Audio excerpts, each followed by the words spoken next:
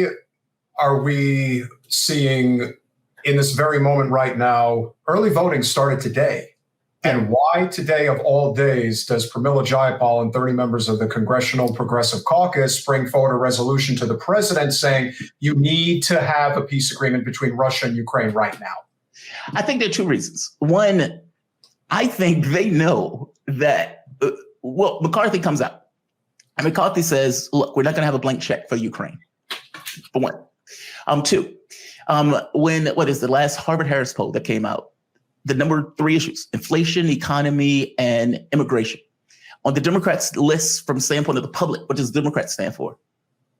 January 6th, women's health, and it was something else that I don't remember because it wasn't important to the public. From the standpoint of the Republican Party, economics, inflation, and immigration. Republicans it's economy, stupid. Yes. Republicans hit it dead on the head. Now, I have no belief that they're going to do anything about it in real terms. But the very fact that they're talking about it in and of itself, meaning if you ever listened to Donald Trump's recent speeches, maybe going back a few months ago, he hits this issue on the head. He hits the Ukraine issue on the head. McCarthy coming out basically saying, look, the Ukraine is not going to get a blank check at the point where Americans are losing, or there's expected 2 million jobs being lost, which is what they're expecting, by the way. They're forecasting, despite the fact that Joe Biden is like, oh, inflation is going to be a soft landing and we might not have a recession at all. Most people think we're already in a recession. And the majority of economists, everyone that I've seen anyway, believes we're going to hit it dead on. Keep in mind, Joe Biden is the one who's been saying for the last year, oh, this is transient. Inflation is just transient. It's not transient. And a lot of that stuff is a direct result of the policies that the Biden administration had taken for this kind of geopolitical world order stuff when none of this needed to take place. And so, I think it's a few things. I think they realize that on some level, look, there may be some lefty bona fides clinging to the rims of the corner where they're thinking the president is screaming about Armageddon, Russia's talking about a dirty bomb that Ukraine is going to release, and they contacted all of those various world leaders to kind of make the point saying, look, this is a dramatic escalation. Ukraine is creating a dirty bomb. Meaning you have all of these people talking about nuclear weapons. So there may be this kind of, sense of self-preservation where they kind of want to hit this stuff. But I suspect a lot of this stuff had to do with them recognizing that on some level, the public may not be there with them. I mean, you're $31 trillion in debt. And with $31 trillion in debt, you're sending, $50 billion to Ukraine and giving them basically a stipend with Zelensky screaming for more weapons every other day that he gets, breath in his lungs. I mean, what is the American public to think of that when the Fed keep raising rates? They're paying more, dramatically more, for food or for that matter, for energy. And it's unclear whether energy costs is even going to go when they pass this stupid price cap idea, just going to take the energy through the roof. And they don't even include that in the inflation numbers, meaning however bad you think inflation is, food and energy is not even included because those numbers are so much dramatically higher. So what the people are basically paying is higher than what that number indicates.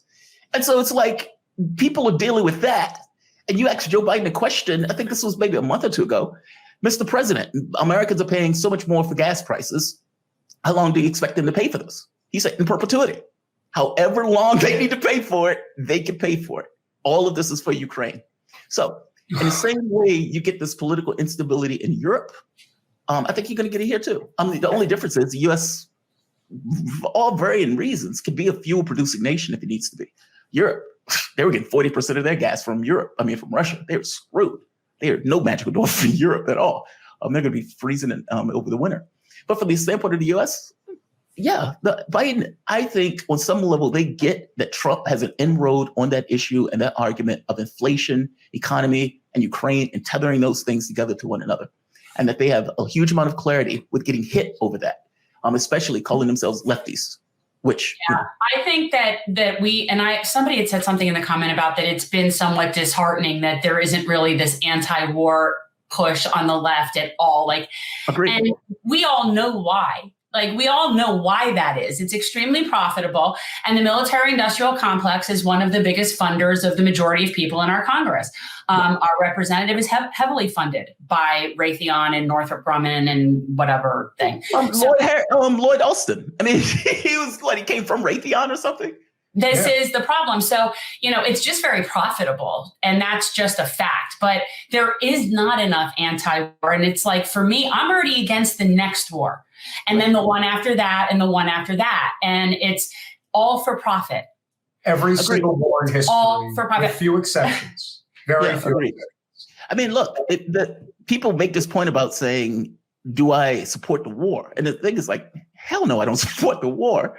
I think something is justifiable, or understand how, let's say the dominoes fell in a way to get us to a particular position, and realizing that it's not as simple as, well, that guy did it because that guy invaded. It's not that simple. If I'm surrounding you and making you look as if I'm going to attack you, you're not crazy for responding to that. And the fact that this has been NATO policy going back for the last, God knows, 50 years, it's like a combination of NATO policy at this point, where they thought, all right, this is our best shot. We can use Ukraine as pawns in this, or basically fight to the last dead Ukrainian. And on top of that, only thing we have to do is spend money. What was that Congress member? I can't think of his name. He made the point of saying, we're getting off on the cheap because the only thing we have to do is spend money. They're using their lives. That's the way they're looking at this. It's insane.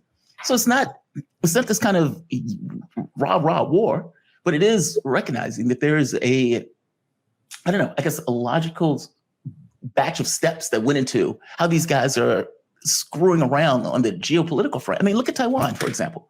China, the one China policy. Many times worse than this. I don't think people know like that at all, what's going on with that. I mean, Nancy Pelosi basically goes into somebody else's country.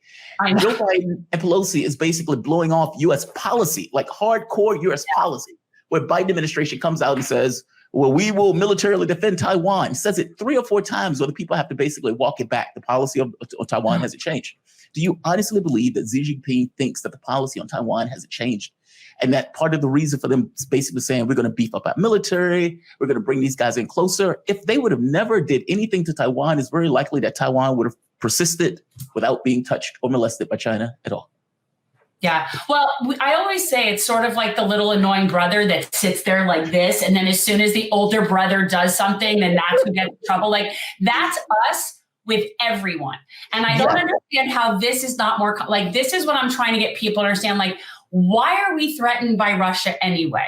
This is what I don't understand. Are they coming up on the shores with like weapons? Are they bombing us from overhead? Like, what is it that you think the Russians, we have over 800 military bases in the world. I think Russia has what, like 8? That many. Nowhere near 800. I tell you that. Like, no, it's so ridiculous. It's so ridiculous. They only spend what, $50 billion or $6 billion for their military each year? Yeah. But what Russia does have is a unbelievable supply of oil.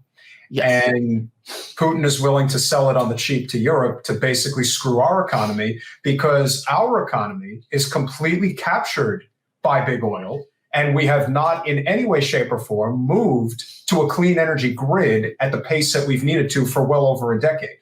And this is the result of policies from Obama, from George W. Bush, probably even from Clinton. This is going back many, many years. And when the conservatives say we need to stop getting oil from the Middle East, I agree 100%. The answer is not to drill on, let's say, Native American land here in the United States. It's like there's this complete disconnect when, and again, I watched the debate between Governor DeSantis and Charlie Crist tonight. Yeah. And the biggest. How was it? I didn't see it. Was it good? Well, DeSantis won. I'm going to give him that. But it was debate. It's not changing the result of the election. Let's put it that way. But the statement that DeSantis made that was the most egregious by either side was him saying that America was not founded on stolen land. This is stolen land. Like, come on. Wow. Like, dude, come on. We're talking Spanish Florida, for God's sake. Like, he's just, I understand what he's doing, and I understand that people's feelings are all caught up in the real history of the United States. It's like not being able to talk about the real history of Christopher Columbus. So we unfortunately have people like mythology. They do. They like this mythology of God, guns, and country, because that is what it is. It's this mythological thought of the United States as this benevolent, perfect nation that doesn't do anything wrong. Yeah. And what I do find, and what I do find very, very interesting, and I'm sure you may have observed this with the responses that came in when the Congressional Progressive Caucus put out the statement that the president should be negotiating with Putin and Zelensky to end this thing. The overwhelming response from the comfortable big city suburban liberals is, don't you even dare think about doing something like that. Of course. Of course, they were going to say that. I mean, keep in mind, from the standpoint of media, they have been in lockstep. They have eliminated all context. They've dropped all honest conversation about the issue. They don't allow two sides of the issue to come out. And so they've waited until 8 months in to finally come out and say, hey, maybe we should think about negotiating peace terms. Look, I tell you this, the media is not on board for that. The political space is not necessarily on board for that. Europe is not on board for that, especially with the damage their economies are basically taking at this point. What was it all for? I mean, I would imagine some of them are thinking, many of those countries don't want, the press, even in this country admitted to it, many of those countries in Europe would prefer the war not to end if indeed it ends as a positive for Russia. I mean, their belief is if NATO loses, NATO loses. This whole hegemony thing pretty much goes out the way. And so they're not looking at this from that standpoint. From their standpoint, Ukraine is taking a hit on some level for them.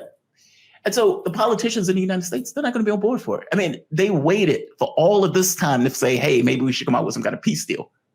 I mean, when Boris Johnson jumped in it, when Zelensky, Erdogan was basically trying to broker a peace deal.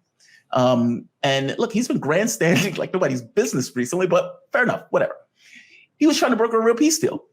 Boris Johnson jumps into the country, failed Prime Minister Boris Johnson, jumps into the country and basically says, cut it out. You're not going to get any security guarantees from us if you come up with some kind of deal in this process. In which case, Zelensky called it off because, again, if he's not going to get security guarantees, then he can't necessarily have a peace deal, right? And so they have been pushing him into the stuff. Alexander Mercouris likes to make the point of saying they led him down the garden path because they basically made it as if you're going to be part of NATO, you're going to be part of NATO, but when it came down to it, they weren't willing to fire a shot. And all things being equal, they were basically putting in, we'll give you all the equipment that you want, we'll give you all the money that you want, go handle that for us, and drag the Russians into this old Afghanistan. If you remember, we've done this before. What is it? Nika Brzezinski, her dad. a global, I always remember him by remembering her. Her dad was a geopolitical strategist. And one of his plans was to get Russia bogged down into this old Vietnam War in Afghanistan. Now, from the standpoint of the public, it just looks like Russia just went into Afghanistan for no reason. Behind the scenes, what is his name? Chalmers Johnson, his book, Blowback. He makes a point about the U.S. was screwing around in Afghanistan, in which case Russia or Soviet Union intervenes. I guess the point I'm making here is, in one case after the next, there's provocation. And that provocation is often done in order to undercut people who we consider to be enemies. The question that you asked, why Russia? Part of it has to do with because Russia is not under control by the United States. I mean, if you look at the vassal states of Europe, we don't have peer nations. We don't believe in peer nations. It's either you follow our directions or not. And if you don't, you get sanctioned. You might have a coup. You might have something that unfortunately happens to your country that puts pressure on that particular country. And that seems to be modus operandi. So whether it's China, Russia, Iran, et cetera, Saudi Arabia is going to get the boot at some point. And even Turkey, if it keeps up what it's been doing in regards to being so, let's say, jovially into the Russian camp recently, they'll get it too. I mean, look at how we threatened India when India was like, yeah, no, I am going to take a deal that is in my best interest and I'm going to get that Russian oil and gas that you guys decided you didn't want to get. Thanks for watching. If you want to support our mission to transform politics into service, please like this video, subscribe, follow us on social media, and consider joining our Patreon, where you'll get early access to our interviews as well as other exclusive content. Links are in the description. Peace out.